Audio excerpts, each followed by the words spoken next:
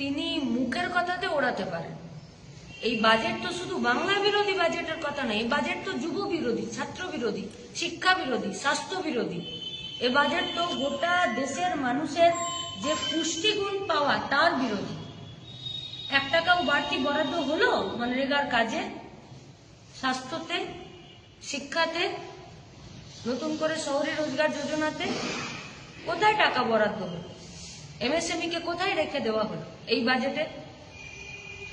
এই বাজেটে যা করা উচিত ছিল সেটা হলো যে যারা সবথেকে বড় লোক কর্পোরেটে, তারা যা ব্যাংক থেকে লোন নিয়েছিল তাদের কাছ থেকে সেই লোনের টাকা ফেরত নিয়ে তাদের উপরে, তাদের মুনাফা, তাদের সম্পত্তির উপরে কর বসিয়ে গরিব মানুষের, খেটে খাওয়া মেহনতি মানুষের, নিম্ন মধ্যবিত্ত মানুষের হাতে তাদেরকে কিছু নিয়ে দিয়ে দেওয়া।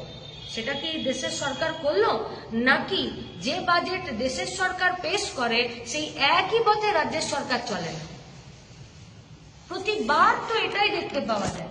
আসলে যখন কর্পোরেটের অঙ্গুলি হেলনে কেন্দ্রের সরকার এবং রাজ্যের সরকার চলে, তখন গরিব মানুষের নাবিশ্বাস ওঠে।